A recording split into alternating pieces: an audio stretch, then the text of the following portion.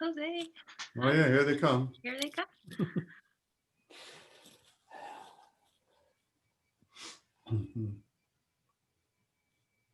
Good evening, everyone, and welcome to the Book Club of California's online program this evening. We are just letting folks in from the waiting room now, so it might take a few minutes to get us all in here, so we appreciate your patience. We'll be getting started shortly. Thanks.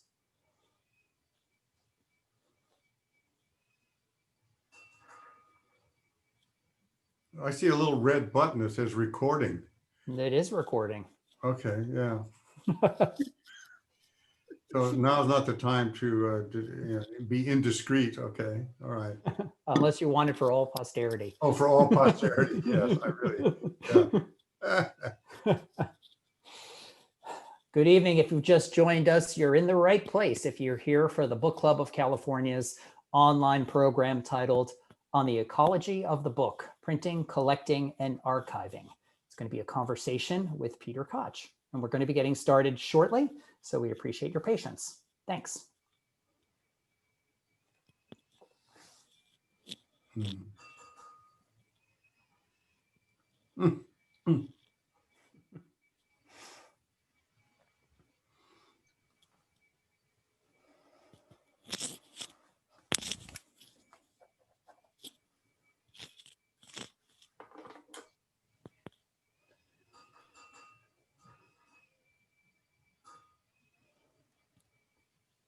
Just a few minutes after 5 o'clock, and attendees are still entering from the waiting room, but I think we might get started in just a minute here. Oh, So if you hold on for one more minute, we'll be right with you. Mm-hmm.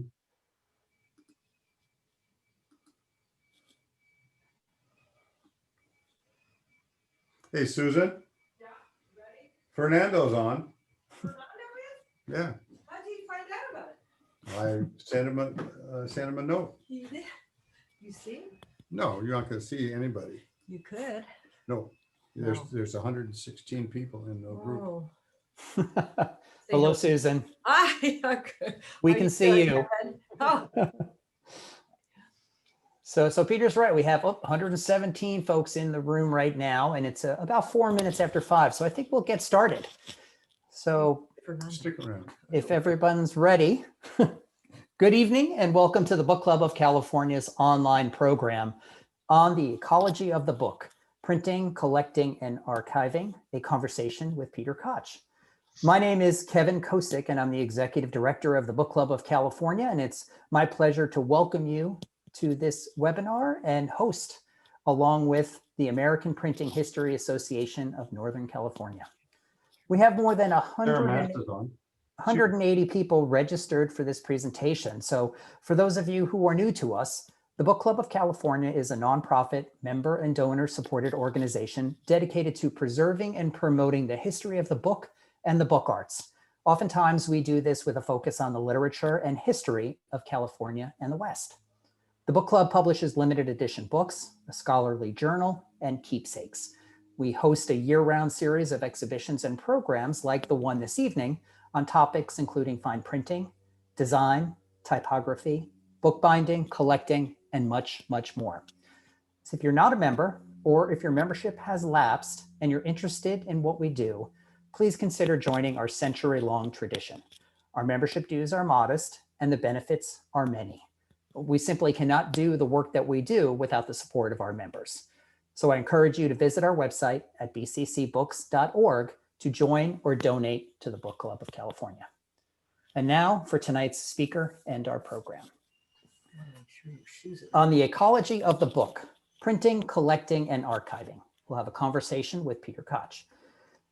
The history of printing in California, though still relatively young, is yet venerable, spotty, and incomplete. Tonight, Peter Koch surveys roughly a century of printing in the Golden State and emphasizes the book as a work of art, from the arts and crafts movement to more contemporary movements. From this fragmented history, Peter will pick up on threads that nevertheless tie seemingly disparate printerly activity into a discernible, if uncertain, tradition. For many, Peter Koch needs no introduction, but I can't help but say a few words about him and his impact on the world of print and books. Peter began his career in Missoula, Montana with one platen press, but eventually found himself in the San Francisco Bay Area. It's not surprising that in line with the strong tradition of fine printing in San Francisco, he acquired several more presses, and he's been designing and printing books and ephemera ever since.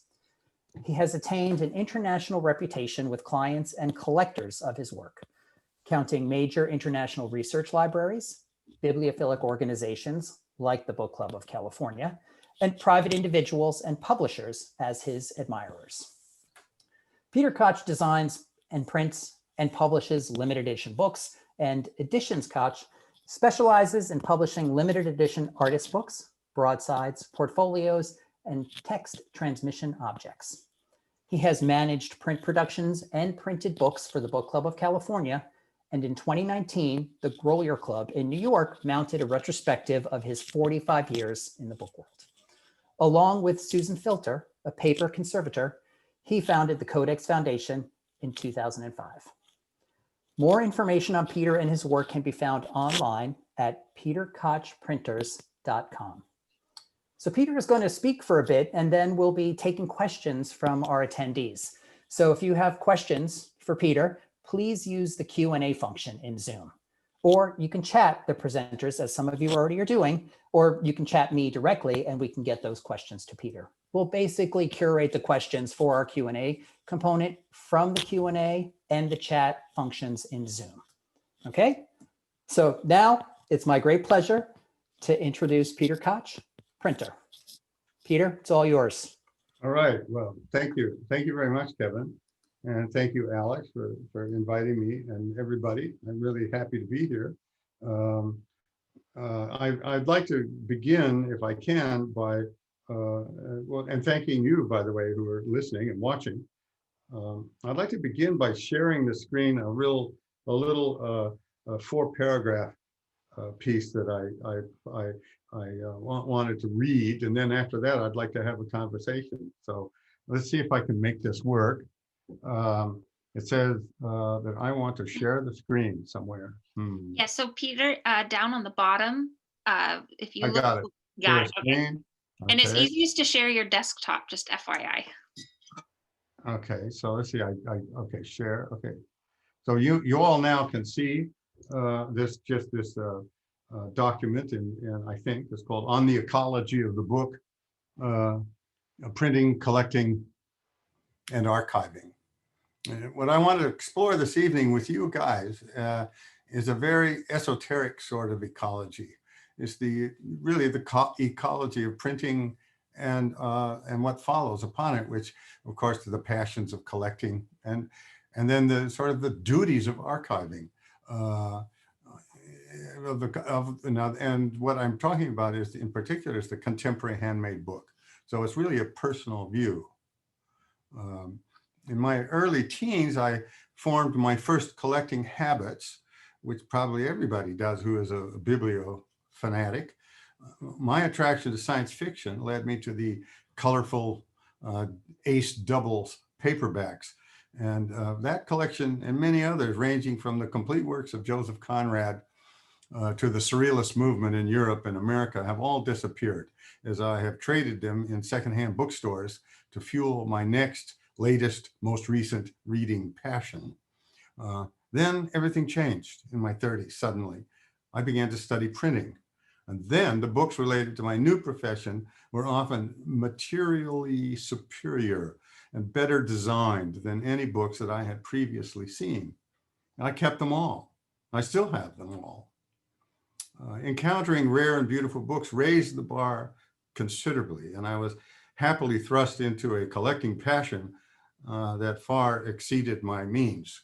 So I turned to libraries instead, and I began to haunt the rare book rooms of San Francisco Public,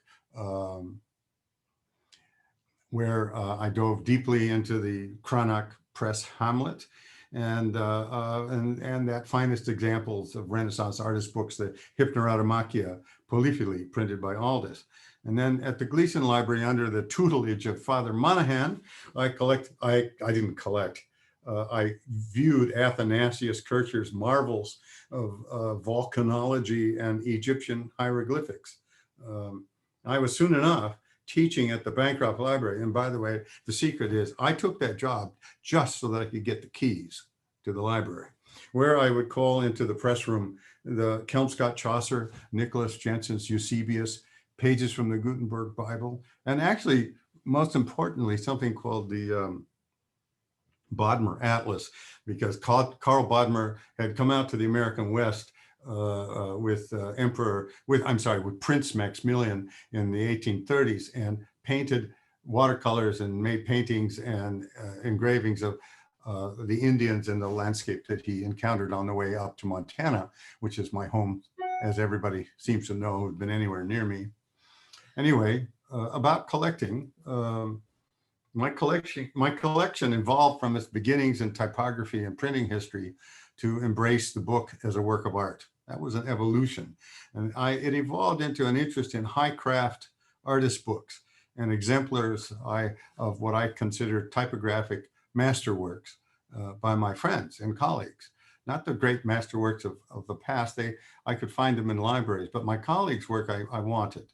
So what began as collecting the highlights of the work of my teachers, Adrian Wilson, William Everson, and Jack Stoffaker, has evolved now into collecting the Codex 75 and related books, and then more about that. Printing history, in addition to being about the mechanical and technical evolution of printing presses and typographic techniques, is also about the evolution of the highest aspirations of the craft and the book as material object. Printing, that part of the evolution of printing history, about the highest aspirations of the craft, that's what it's almost like the spiritual nature of the book that I'm trying to reach. The continuum that begins with the great manuscript traditions all over the globe continues, I think, today in what we consider the making and printing of books in an art form worthy of dedication and hard work. I'm especially referring to presses like Carolee Campbell's Ninja Press, Russell Merritt's Press, Gaylord Channelac, Felicia Rice, Moving Parts Press, Harry and Sandra Rees at the Turkey Press, Clemens Tobias Lange in Hamburg, Atelier Didier Moutel in Paris, and so on. Presses in Mexico, Australia, Canada, England, more that are among, and more that are among the finest books exhibited at the Codex Book Fair. So I'm referring back to what I've called the Codex 75. So now let's reach out and try to go there. Our new and primary field is, and our is my wife Susan and I, primary field is the Codex 75. Now this is a result of our work, Susan and I co-curating Materialia Lumina with Roberto Trujillo, the very best books drawn from Stanford's collections in contemporary arts of the book that document the movement and actually the phenomenal success of Codex. The exhibition will open at Stanford University Library in January of 2022. It will also be at the Boston Athenaeum in 2021. No, I'm sorry, the Klingspor Museum in 2021 in Offenbach, Germany, and it'll also be at the Boston Athenaeum in 2023. The catalog will, we hope, soon live alongside Printing in the Mind of Man and the Zamorano 80 as a collecting guide for the 21st century. All the presses we collect follow or maintain ties to traditional apprenticeships and the deep historical knowledge, and this has been a very important and that leap into the present with what I consider to be brave and very innovative ideas. This is what excites us, these ideas where people who have really high, well, very high craft, and they you know, they have discipline and apprenticeship with a master that is recognizable. I mean, as an example, Clemens Tobias Lange in Germany studied with Rossewiesler Quadflieg in his hometown of Hamburg. You can see Russ Wheatha's work in his first 3 or 4 books, but then you see him shoot into a direction that is just otherworldly by comparison to what he would learn with under his master Russ Wheatha. So what I related to collecting, carefully related, closely related, is archiving. And the archiving plays a very important in developing an ecology of the book. God, I mean, knows that archives are like the midden heap, you know, in which in which scholars rummage around in. I mean, the authors, artists, printers, designers, and publishers, we all create archives. One relates to the other, for instance. You know, I'm sure that the archives of a number of my colleagues are going to have all kinds of ridiculously short and enigmatic emails from all of their friends, including me. To extend the metaphor of book, archives are like the mulch and that fertilizes scholarship.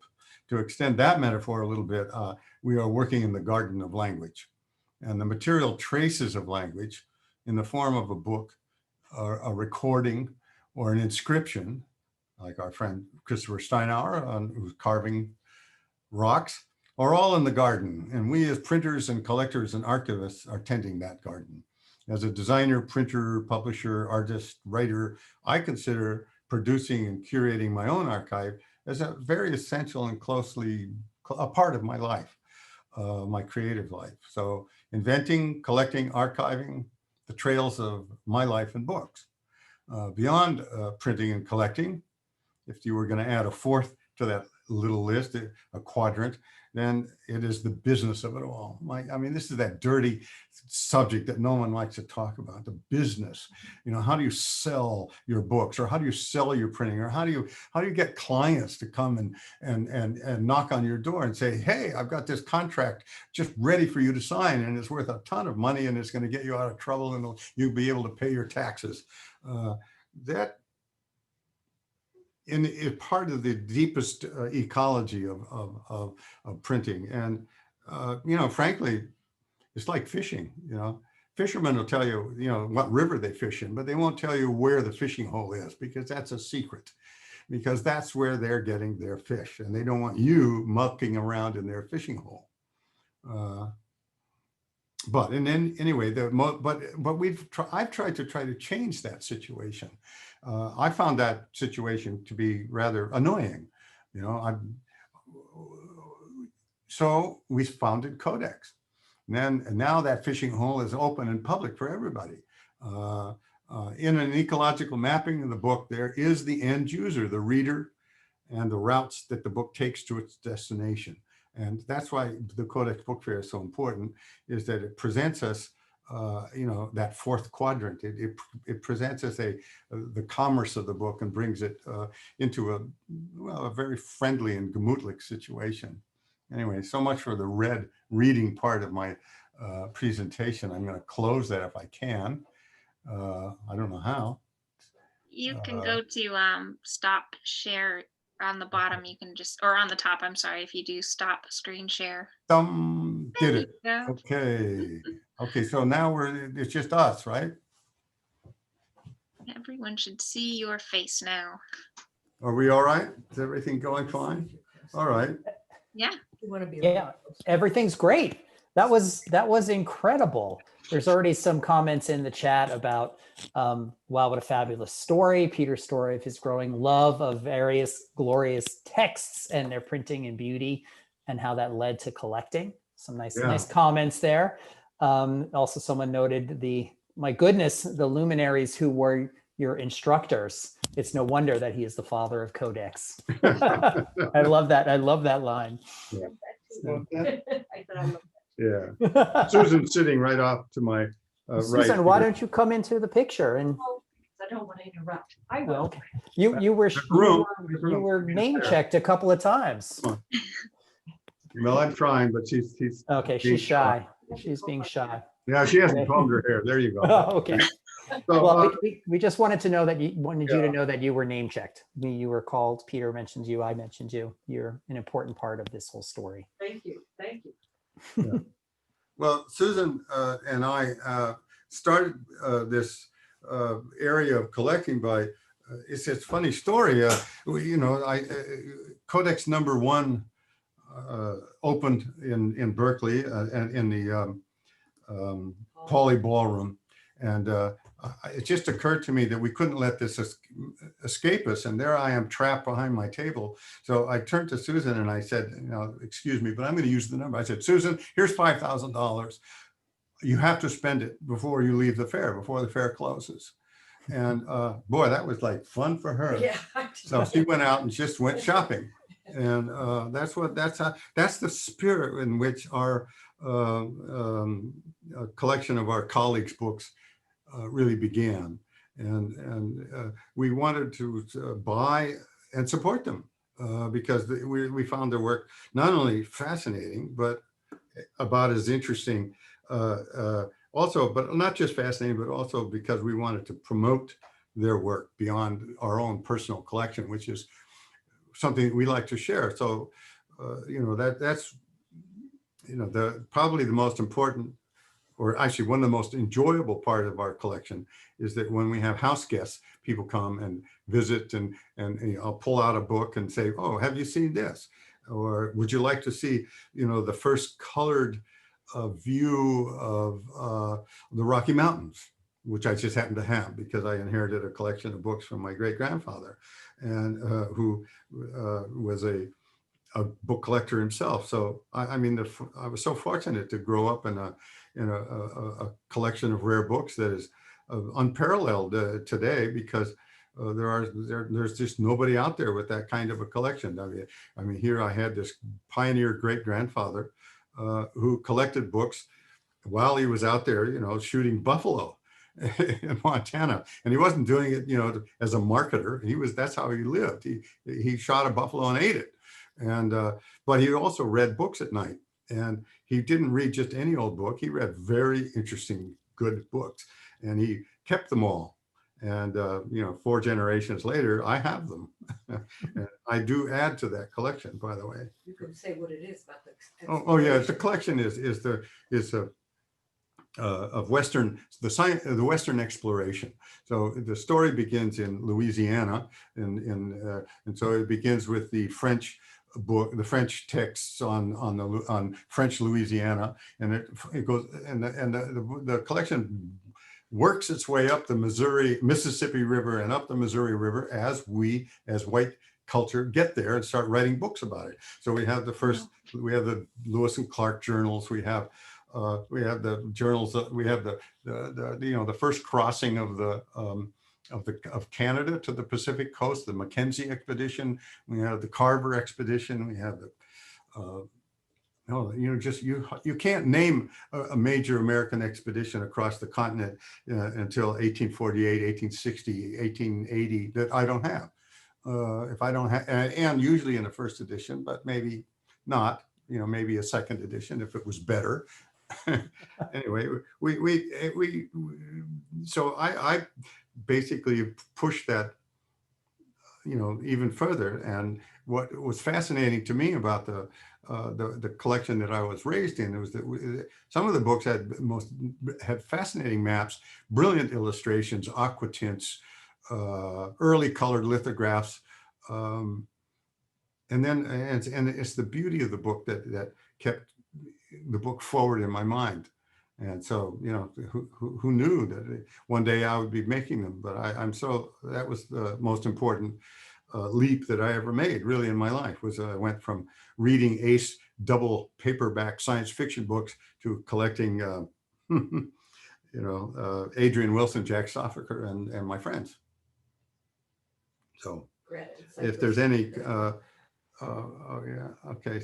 Hi, Danelle Moon. I out there, and I see these little things on my screen. I want to mention to you that we're joined by Fernando Andarza in Mexico City, a dear friend of ours and head of Codex Mexico. There are others that I didn't see, but hi, Fernando. Yeah, we're glad to see you. Hear you. No, you can't see it. There's a good 130 people here, so it might take a little while to scroll down the attendee list. So there are a couple questions in the Q&A that I can pose to you to see if you Yeah, can because I can ramble on all day. tell us a story. The first one is Mhm. probably a story. So this is from an anonymous attendee. Pretty interesting. It says, ace doubles to Minucius seems like quite a leap. Can you talk more about what happened in your 30s? What place did these popular forms of print have in collecting 21st century printing, collecting, and archiving? So that's actually two questions. So what Yeah. happened in the 30s? Tell us about that.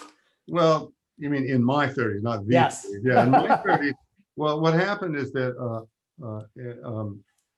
I bought a printing press, and I got some type, not very much, and I started to teach myself how to print. In the process of teaching myself how to print, I of course went to the library, and history of printing. How do you print? Let's go. And there was a whole section. Those are the days, by the way, when you could walk through a library and look on the shelves. And at the University of Montana, there was a journalism school library, and in that they had how to print, because in the early days of our universities, and journalism students would study journalism, and then they would go out and buy a printing press and start a newspaper in some dinky town out in the backwoods, maybe where they're from in Montana, like Wisdom, Montana, or Webo. But anyway, there were all these books on how to print. And in the backs of these books on how to print, there were bibliographies. And in the bibliographies and book lists, I saw all this amazing literature that I'd never heard of. Books like the Typographic Book by Stanley Morrison, or Printing Types by Daniel Barry Updike. And I've never seen that book. And if they didn't have it in the library, I went to interlibrary loan, and I said, here. So pretty soon I was Xeroxing bibliographies and handing them and say, I want every book in there. I want, here's 300 books I want. How many can you get me? I was staggering amount of books that were on that have been published and written about printing and the history of the press. That was where I first encountered the books of Victor Hammer, because I saw his name in a bibliography, and I put out a call that I wanted a certain book by Victor Hammer. And who knew that there was a public library in Kansas that didn't have it in special collections, and they just popped it in the mail and sent it to the Missoula Public Library. And I got to go in and collect it and bring it home with me for a week. And some of it was rare, wasn't it? Oh yeah, no, that was a rare book. That would be Wow. a $700,000 or $800,000 book today, if you can get your hands on one. They didn't know But you never know that. Anyway, point is that some of these books are so beautiful. So what was I doing in my 30s? Well, I started a printing press. I wanted to publish poetry. I wanted to publish philosophy. So I printed the first poems that I came across by this young poet who is a neighbor of mine. And I was thrilled with his work. I just thought it was tremendous. And he had a poem in that book called Born. And I thought, that what a great title for my first book, I'm Born. So I published it under the name of Born, and printed it on the press, and I made 300 copies. And who knew that the poet would sell 3, and that I was going to be stuck with 470 some copies. But that happens, they're all gone now after all these years. So I was sitting in Missoula, Montana, printing and publishing. Montana Gothic. And then of course I started my literary magazine, Montana Gothic, because before I settled in my 20s, I was a traveler. So I went to Tangiers and Paris, and the farm boy goes to Paris. It's hard to keep him there. Now, I was no farm boy, as you can maybe be able to guess from the fact that I grew up in a rare book library, 2 blocks from a university. But I think that I was going to bring the surrealist temperament to Montana. I was going to single-handedly change the literary landscape of the state as far as I was concerned, because I'd had enough of this cowboy realism. I really had enough. I mean, please, another drunken poet in the bar who finds salvation by meeting a good woman. I mean, what a story. I mean, what about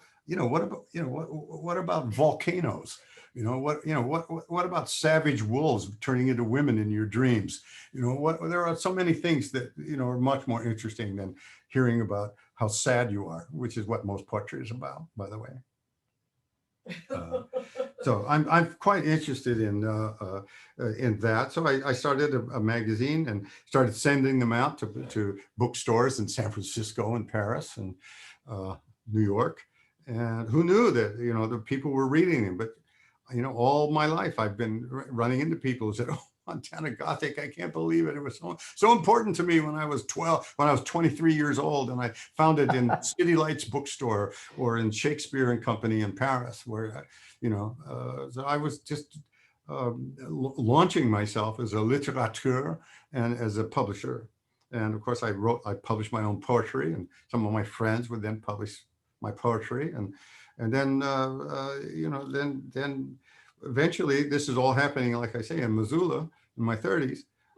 Very shortly, by the way, I should mention, the fact that I was married. I had a partner, Shelley Hoyt Koch, who is the mother of our son Max, and all of this was alive and happening in my 30s. So that was, it was all very exciting time.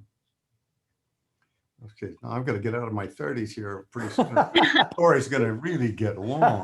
Well, there's a couple of questions in the Q&A about artists' books. So the first question is, in the 100-year history of California printing, who started the idea of producing the artist book?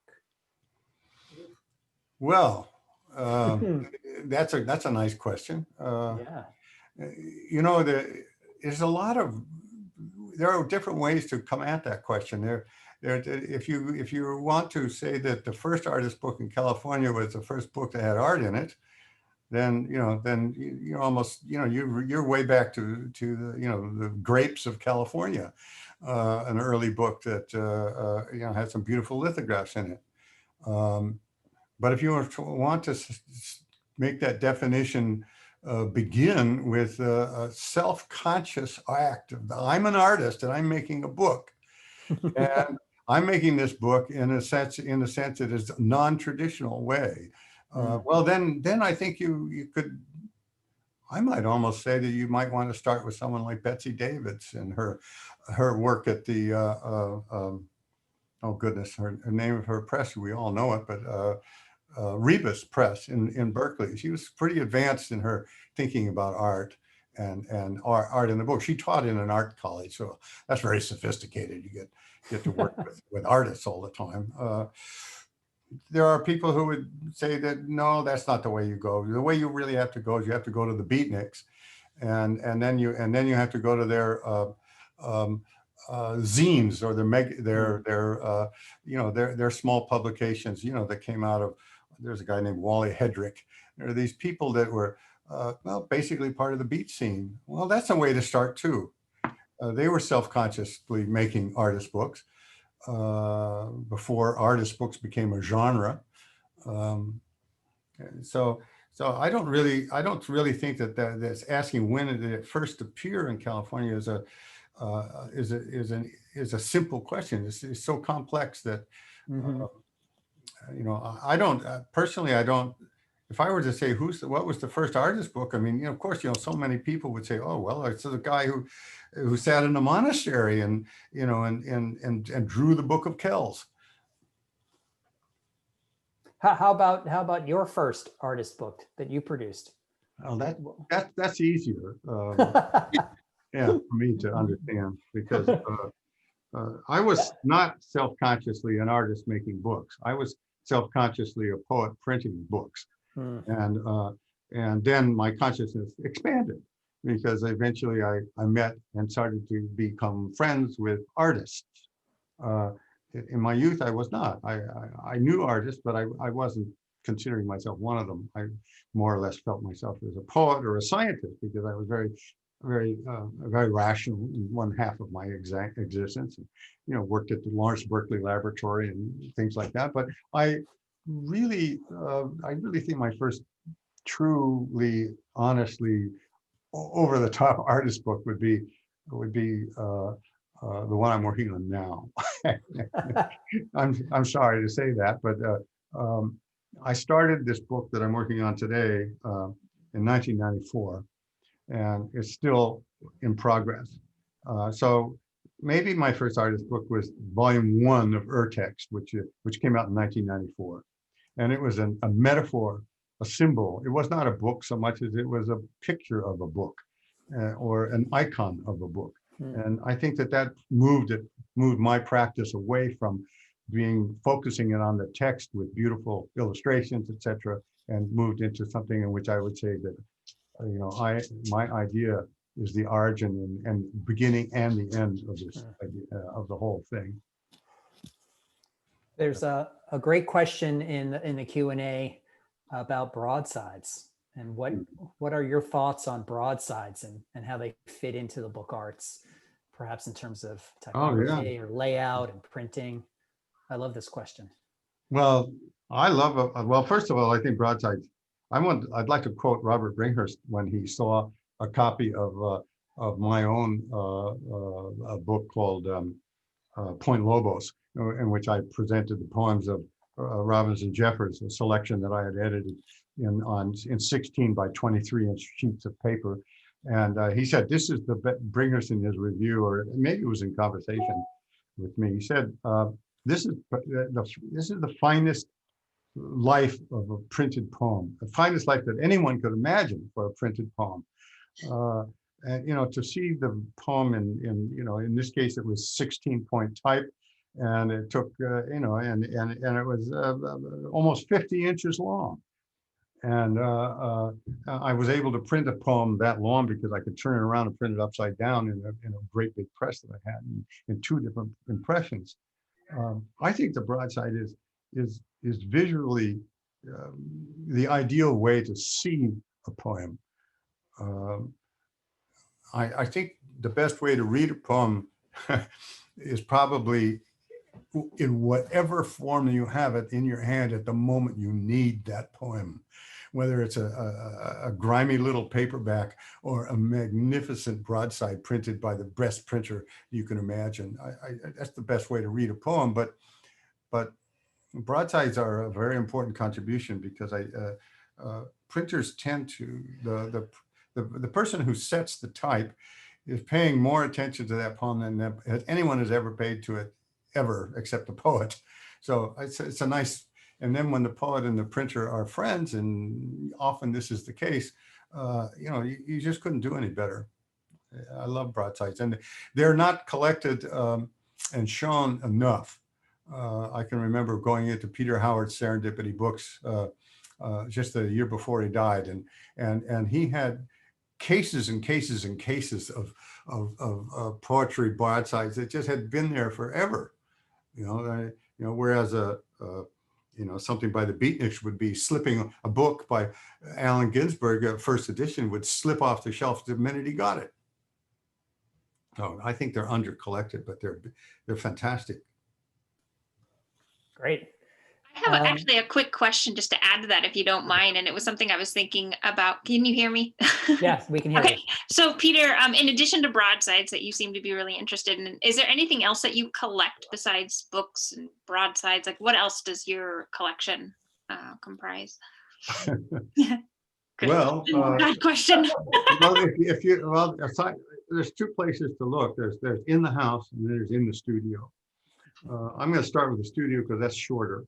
I have a collection of type, of ornamental types that I find that just are fantastic old pieces of lead, that are rare and that you can, or some of them you can't find. I think my type collection is an important thing, and I do tend to it. And when I hear about people who are deassessing their types, I'm hoping that they'll think of me as a repository.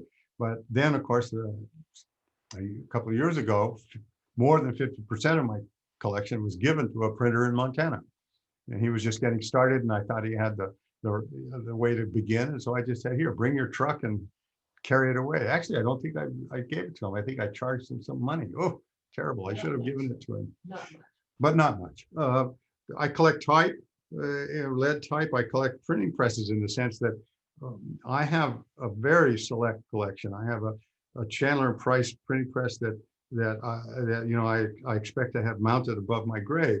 I want to take it with me like an Egyptian. It's my proudest possession. It was my first printing press. It came to Montana. I would like to imagine that it came on a steamboat up the Missouri, but it didn't. Probably it probably came on a railroad train. But it came from a foundry. It was sold from a type foundry in St. Louis and it ended up in the Upper Bitterroot in Montana.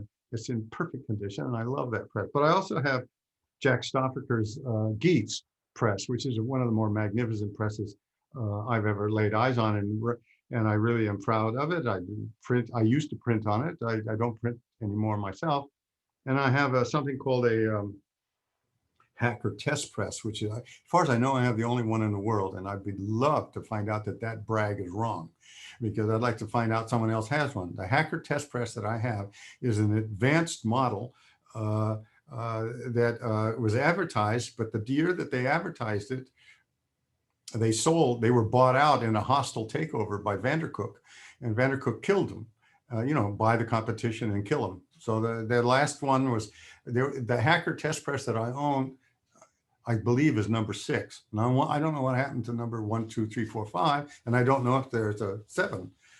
But I'm really, it's a magnificent press. I printed some of my finest work on it, and we're still working on it. My next book, my ultimate artist book, will be printed on. That's the text, and then my next collection, our next collection is, well, my wife Susan collects.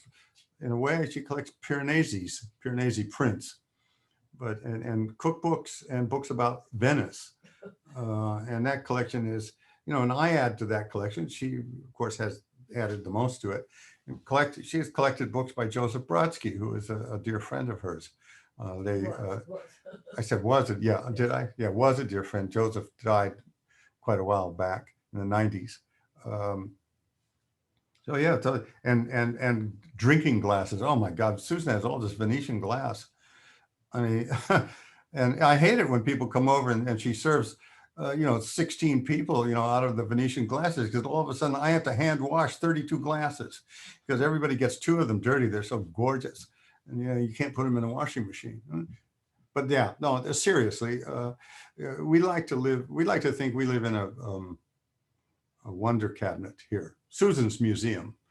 And I've added a bit of things to it, a few Western books and a lot of books. Rugs.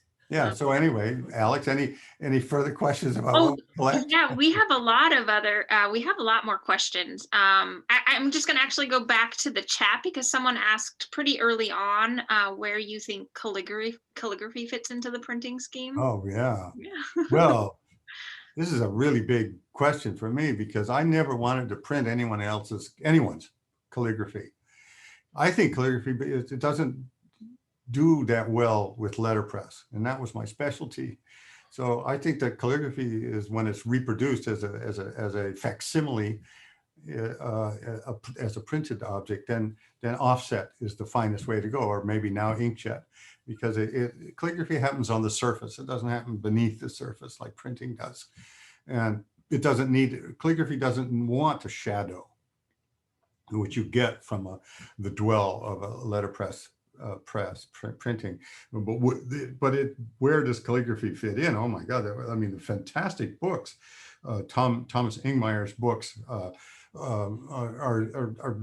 stellar examples of local work, of California work. I mean, some of the finest work in the world. In the Codex 75, one of the books is a unique book. So no one will be able to have the Codex 75 except Stanford University. But this book is magnificent. It's his collaborations with Manuel Neri, the painter. So painting and calligraphy, wow, what a fantastic deal. What's her name? And then, but there, we have a printed book by Suzanne Moore, the calligrapher up in Washington. Her work is terrific too, and she did a multiple. And that's a very interesting thing. But of course, she hand painted on them, so each one is somewhat individualized, sort of a unique book. But I think that, but calligraphy fits in at a different. For me, calligraphy fits in at the origin of type, and so I like type that has the remnants of calligraphy in it.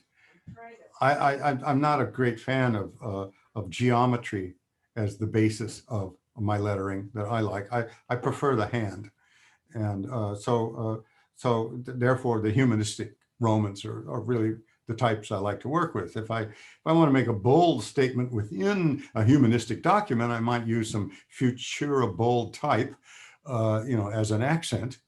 It's mechanical. Well, I would say it's utopian, because it's a crazy idea that that one typeface that has no relationship to the hand whatsoever is going to be the ultimate typeface in the world, which is what these nutcases who believe that that sans serif is the only typeface that matters. I think it works, but I think it works in ways that, for me, where I only mix it with work with the hand.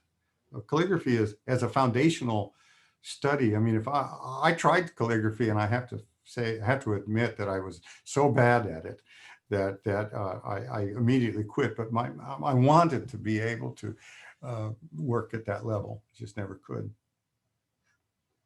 Thank you. Yeah.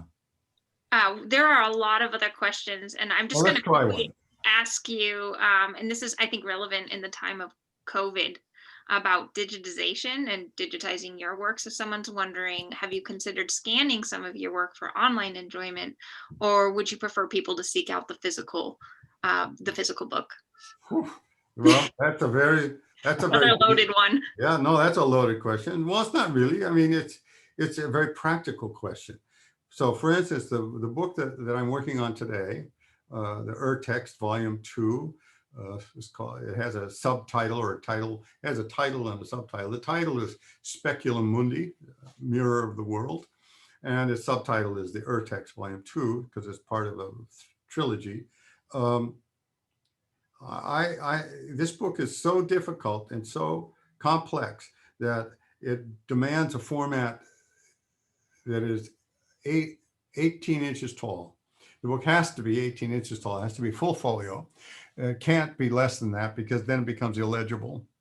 I have shown this book to my dear friend Robert Bringhurst up in Canada, and he said, well, are you going? This is a work of art. Are you going to share this with those people who would like to read it, and there are many, I'm sure, who will never be able to see it, and I in a $15,000 copy edition, well, that causes pain. Of course I want everybody in the world to see it, who wants to, all 30 of them or 50 of them or 200 or 500 or 1,000, but I haven't figured out how. So now I'm entertaining the idea of producing a digital version. Yes, and it would be a scan, it would be, I mean, I can, since the whole, once it's printed, we could scan it, we could rake it with fancy light so you can see the depth of the impression and the hairs on the surface of the paper. Maybe Ginger would do it. Yeah, we would. Yeah. Hello, Ginger. Are you out there? 42 line. We'll be coming down your place once we have it printed and bound. I have thought about it. And I think eventually I'd like to see them all. Everything, my Sacagawea book, especially, it's sold out. People are crawling, they want it. I got an order for 50 of them from a reservation, high school on the Flathead Indian Reservation. Oh, well, I had to say, no, it's out of print. And plus you don't know the price. And so, if you knew the price, you would not be ordering even one.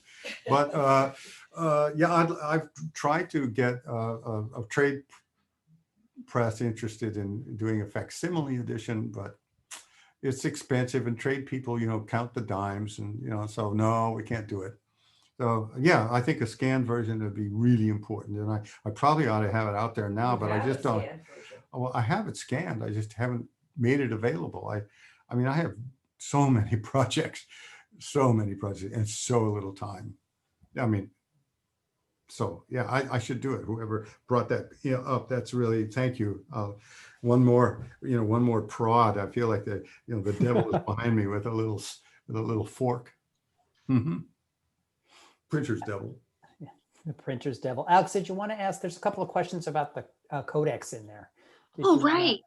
Yeah. It's, So it's hold in on. the Let me. Q&A. Yeah. They are, let's see. Well, the first question, the Codex Fair has been a phenomenal success and is one of the only places for Americans to see such a wide range of international work in one place with the opportunity to look at the work of printers and book artists in person. And can you talk about your hopes and plans for the future of Codex? Well, yes, we are definitely have a future ahead of us as long as there is one future, that is. Yes, we plan to have Codex 2022. We're putting it off until next February of 2022, not 21. And if in the winter, the following winter, a year from now, things look bad and all of these attempts at keeping COVID away are not doing so well, we'll put it off until the next May. We'll push it into the warm months. But Codex has to go on. I can't tell you. Of course, it's going to go on. In fact, we've had Codex events in Mexico City, Puebla, Washington, D.C., Tequila. We've had them in Melbourne, Australia, and we're talking now at our latest board meeting where the subject has come up of a Codex Yellowstone, Montana. Maybe summer vacation or autumn, in the autumn, with bring it to the Bozeman. There's a museum in Bozeman who's very interested in possibly having a seminar. We might not be having the book fair. We'll have a mini fair for sure, and so yes, Codex is moving along, and I must say, the questioner is right. Codex is a phenomenon. It is a unbelievable phenomenon. In fact, it's I think that it's like an art movement. It's like it's like the Impressionists. I mean, when you go out into the art world today, I mean, are you satisfied with the quality of what you see? I'm not. I mean, I think that what we're getting at the Codex Book Fair is probably some of the most important art that's been made on Earth in ever. It's not better than anything. It's just as good as everything that is really, really good. And when you look at one day, you will see the catalog. The catalog for Codex 75 is called Materialia Lumina. It's being edited by Paul van Capelleveen, who's a director of the Special Collections of the National Library of the Netherlands. He's a terrific author. He's written a number of books on artist books, contemporary French artist books in particular. Of course, he's a master writer, and he has engaged some of the finest authors who are capable of writing about the artist book, the book as a work of art and the book as object, in the United States, the English-speaking people. Europe too, do we have a European writer or two? Yes, we do. Yeah. Okay, that's true. We have some of them are German-speaking, native French, German-speaking, so forth, from native French at the Bibliothèque Nationale. So this catalog is of 75 books, which cuts across, I think, 15 or 20 countries. Anyway, the point is that we have a lot. This book, I think, is going to be definitively arguable. And all the people that are not in it are going to have We couldn't get everybody. a problem with it. Not all the people not in it, but people will have to understand that that we were limited to 75 books, and that there were just 3 curators, and there was only, and the books had to be in the library at Stanford. They can't be something that's not in that library, because that's where that's the origin of it. So Codex is co-publishing it with Stanford University Libraries, and then The bookmakers. hmm? The bookmakers. Oh yeah, and of course I hope you all are watching The Bookmakers, the film that just came out. That is a, it's a huge nod in the direction of Codex. It's on PBS streaming. Yeah, it's on PBS. You can find it. I'm sure that in our Codex Foundation website has a link that'll get you right to it. Just open it up. You'll find access to it. And we hope that this is going to spur more. So our biggest current project at Codex is the extraction Art on the Edge of the Abyss, which is now has 46 museums and galleries around the world joining in a sort of a non-hierarchical join up, if you want, group of exhibitions under a theme. And the theme is extraction on the edge of the abyss. And if you can see me on that screen, believe it or not, our 642 page catalog came in the mail yesterday. So it's real. So we have 642 pages of the extraction Art on the Edge of the Abyss, which includes painters, writers, musicians, book artists, lots of broadsides, photographers of merit. I don't know. I can't tell you what an exciting thing this is. We'll have 900 copies on the floor at my studio probably within the next week or two, and anybody who wants one can have one. You can have it for free if you're going to drive over and get it, but you can't because, of course, you have COVID. You're afraid of COVID, I mean. But there will be lots of them out there. We printed 5,000 copies, and we're shipping them to, I don't know, 46 locations around the United States to be to be shared. So Codex seems to have a real future. And we're excited about everything that the response of our people. We tried to have a fair, in February, and we opened up registration. I think it was in September, and then on the second day, by the end of the second day, we had 46 people signed up. 66. 66 signed up. And our maximum is 201 or 2 or 3. So, we were almost, we were over a quarter there in 2 days. So the excitement is there. Any more questions? I love them. Alex, we're at the top of the hour. You can take a couple more questions if you like. Sure. Sure. Yeah. Eva Rodriguez has asked a couple questions in the Sure. Q&A, so I feel like I should address at least one of them. And I'm going to go up to the first one that was asked. And so this is a question about archives and what's the alternative for unique or limited edition books to be seen by a wider public. Maybe this is something that we can all talk about because this is in reference to, volumes being kept in vaults. And I know in your case, your collection is private. You don't welcome public into your studio necessarily to look at your collection. But in libraries, in most cases, and even Kevin, you can speak to this at the book club, the books might be in vaults, but they're still accessible to the public. And that's the whole point of having them is for the public, or some are private, of course. I can't say it's all public, but yeah, that's right. As Susan has just remarked, in the Library of Congress, you can see anything, no matter who you are. You walk in the door, you ask for it, it will be there for you to look at. Library. And it is our library. And they have between Stanford and for instance, between Stanford and the Library of Congress, Codex has been documented more than any place else on earth.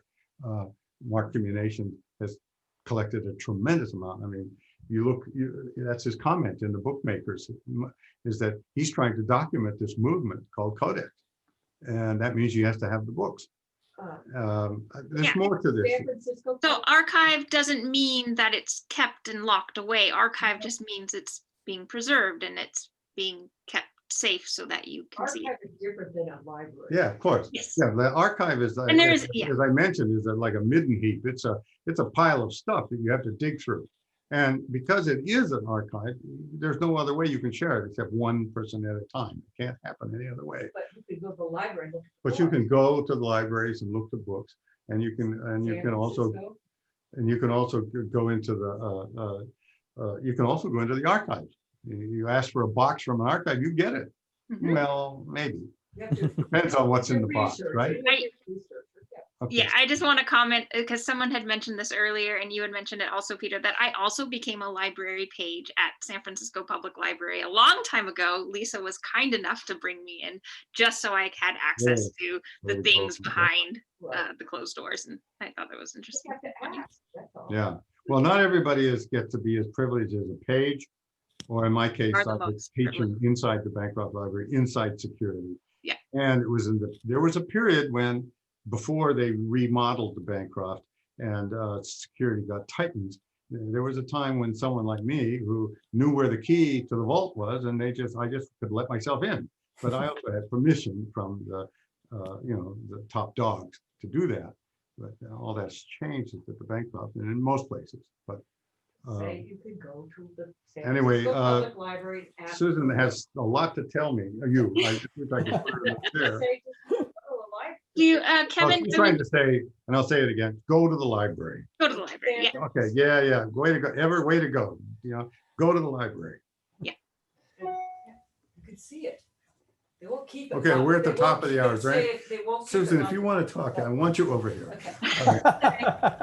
Okay. You could go to the San Francisco Public Library and ask to see these books. They will bring them to you. You're in the rare book room. You have to sign in. This. Don't preach. Everett No. actually knows this. They do, well, I'll just say, you can do that.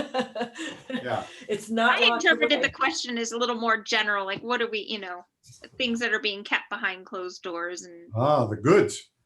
the good. Yeah, the best bindings, the finest editions, of course. But they're still available for everyone. Oh, of in- course. Under most circumstances. Yeah, and Yes. Well, listen, if I'm going to depart on one idea. Okay, I did not prepare a PowerPoint. I could, not that I'm going to because of this work, but I have a lot of experience and I have a lot of ability to put these kinds of to do visual presentations, and I think we all do. So I think if there's an appetite for more of things like this, and we at Codex are actually starting to talk about doing some virtual programming. So, this is just let you know that we're thinking about virtual programming at Codex. well, at the Book Club of California, we'd love to work with you on that. Co-present, partner, co-promote, Right. whatever you're thinking of. We Very can good host idea. with you, just like we're hosting tonight with the American Printing History Association, Yeah. Northern California. I think there's a lot of, connections that we share and some that we don't, so we can reach larger audiences. Excellent. Well, Alex, did you want to say, since we're at the top of the Please. hour, if there's a let's wrap it question- up. Alex, go ahead. Wrap it up, Oh. Alex. If you want to say a little bit about AFA, you could, and then I can just Good. wrap it to a close. I was just going to say, we had our AFA NorCal membership is a lot smaller than the amount of attendees we have in this group. So if anyone is interested, if you are in Northern California, just to head over to the AFA website. Maybe you're already just general LARP Printing History Association members, but if you're interested in becoming a NorCal member and having more of these conversations, head over to the website. You could pay a very small fee to be a NorCal member. Our president is also here, Lisa Dundas. She's hiding right now. She might show her face. We've also just finished this project. It's called the Postcard Potluck that I just wanted to make a quick announcement.